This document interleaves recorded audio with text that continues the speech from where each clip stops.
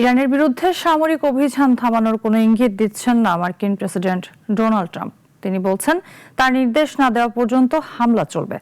একই সঙ্গে বিদ্যুৎ কেন্দ্র ও গুরুত্বপূর্ণ অবকাঠামোতেও হামলার হুঁশিয়ারি দিয়েছেন তিনি।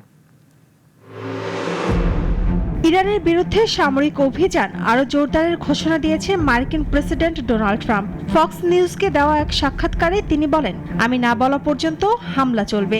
তার দাবি, ইরান আলোচনায় না ফিরলে আগামী দিনগুলোতে দেশটির বিদ্যুৎ কেন্দ্র, সেতু এবং গুরুত্বপূর্ণ অবকাঠামো মার্কিন হামলার লক্ষ্যবস্তু হবে।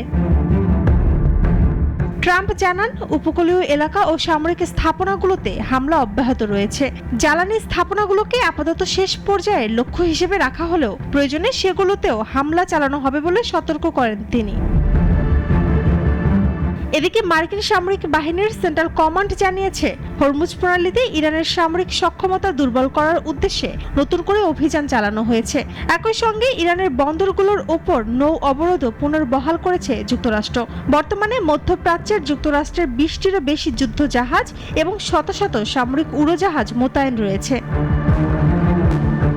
অন্যদিকে ইরানের ইসলামিক রেভলিউশনারি গার্ডস ক্রপস বা আইআরজিসি দাবি করেছে, তারা কুয়েত, বাহরাইন ও জর্ডানে অবস্থানরত মার্কিন বাহিনীকে লক্ষ্য করে হামলা চালিয়েছে।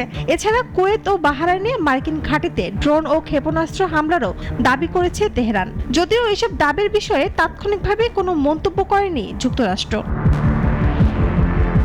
যুদ্ধ থামাতে চুক্তি একমাত্র পথ বলে দাবি করলেও ট্রাম্প স্পষ্ট করেছেন, আলোচনার টেবিলে ইরান না ফিরলে সামরিক চাপ আরও বাড়ানো হবে। ফলে মধ্যপ্রাচ্যের নিরাপত্তা পরিস্থিতি এবং হরমুজ প্রণালীকে ঘিরে বৈশ্বিক উদ্বেগ আরও তীব্র হওয়ার আশঙ্কা দেখা দিয়েছে। শম্পা আক্তার, নাগরিক।